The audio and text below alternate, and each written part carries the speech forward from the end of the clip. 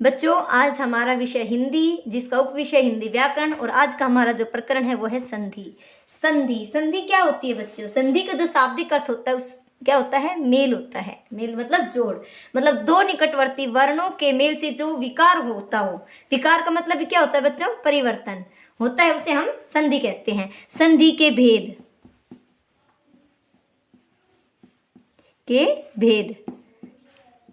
संधि के बच्चों तीन भेद होते हैं। नंबर 1 स्वर संधि, नंबर 2 व्यंजन संधि,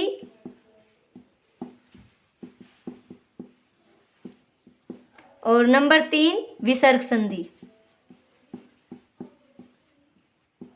ठीक है बच्चों, ये संधि के तीन भेद होते हैं।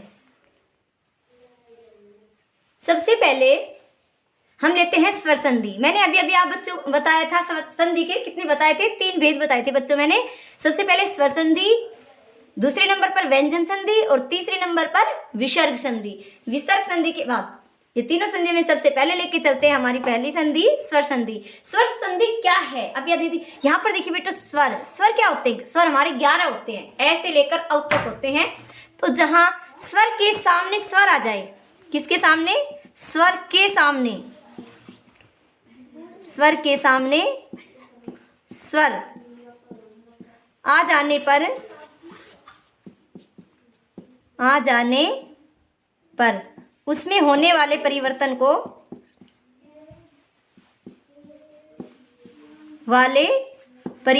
को स्वर संधि कहते हैं। स्वर संधि कहते हैं बच्चों। स्वर संधि के भी भेद होते हैं, ठीक है। स्वर संधि के हमारे 5 भेद होते हैं। पहली संधि हमारी दीर्घ संधि, ठीक है बच्चों। दूसरी संधि है गुण संधि, तीसरी संधि वृद्धि संधि, चौथी है हमारी यण संधि, तथा 5वीं हमारी है अयादि संधि। अब बेटा यहाँ पर ये ध्यान रखना है कि इनमें केवल स्वर का ही उच्चारण है, ठीक है। मतलब स्वर की जो मात्राएं हैं वो ही लगाई गई हैं। तो सबसे पहले हमारी है दीर्घ संधि। दीर्घ संधि की जो परिभाषा है वह इस प्रकार है बच्चों। ह्रस्व या दीर्घ के सामने ए ई उ और री से परे यदि ह्रस्व या दीर्घ ए ई उ आ जाए तो सभी मिलकर क्या हो जाएंगे? आ, बड़ी ई, बड़ा ऊ और बड़ा री हो जाता है। तो यहाँ पर देखो, दीर्घ का मतलब भी क्या होता है?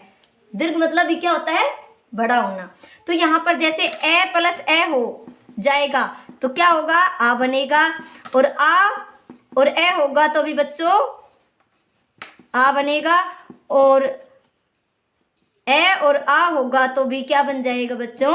आ होगा। एक बात आपको विशेष रूप से ध्यान रखनी पड़ेगी, जब हम संधि का विच्छेद करेंगे तो दोनों तरफ शब्दों का सार्थक अर्थ निकलना चाहिए। जैसे ए मिलकर आ हो जाना, जैसे परमात्मा, परमात्मा क्या हो जाएगा? परम प्लस आत्मा। ऐसे ही महात्मा, महा प्लस आत्मा। इसके बाद ई और ई मिलकर भी बड़ी ई, और बड़ी ई मिलकर भी बड़ी ई, छोटी मिलकर भी बड़ी ई हो जाता है। छोटी ई होगा तो भी बड़ी ई और छोटी ई होगा तो भी बड़ी ई। जैसे रजनीश, यहाँ पर क्या होगा? रजनी, यहाँ पर बड़ी ई की मात्रा हो गई। रजनी का अर्थ क्या होता है? रात होता है, यामिनी, निशा। और ईश मतलब क्या होता है? परमात्मा। ऐसे ही गिरीश, गिरी मतलब क्या होता है? पर्वत। तो गिरी प्लस ईश, पर्वत किसने बनाया है? भगवान ने बनाया है। तो गिरी प्लस ईश, ग्रीस। ऐसे ही ऊ और ऊ होगा तभी क्या बन जाएगा? बड़ा ऊ। और छोटा ऊ होगा और बड़ा ऊ होगा तभी क्या बन जाएगा? बड़ा ऊ। और ऐसे ही इसी प्रकार से, जैसे इसका उदाहरण है हमारा वधूत्सव, वधूत्सव, वधू, प्लस उत्सव, वधूत्सव। यहाँ पर देखिए बच्चों, बड़े ऊ की मात्रा है और यहाँ छोटे ऊ, बड़ा ऊ और छोटा ऊ मिलकर भी क्या बन गया है, बड़ा ऊ बन गया है। और छोटा छोटा ऊ मिलकर भी क्या बन जाता है, बड़ा ऊ। जैसे लघुत्र, लघुत्र क्या हो जाएगा, लघु प्लस उत्र। ठीक है बच्चों, जिस प्रकार से ई का बड़ी ई बना था, ऐसे ही आ और ऊ अब बनता है री का बड़ा री बन जाएगा। जैसे इसके कुछ उदाहरण है बच्चों, मातृऋण, मातृण। ठीक है, क्या बन जाएगा, मातृ प्लस ऋण, मातृण। देखो यहाँ पर भी री है और यहाँ पर भी री है, दोनों री को मिला करके डबल री हो गया है। ऐसे ही पितृण क्या बन जाएगा, पितृ प्लस ऋण, क्या बन जाएगा, पितृण। इसके बाद जैसे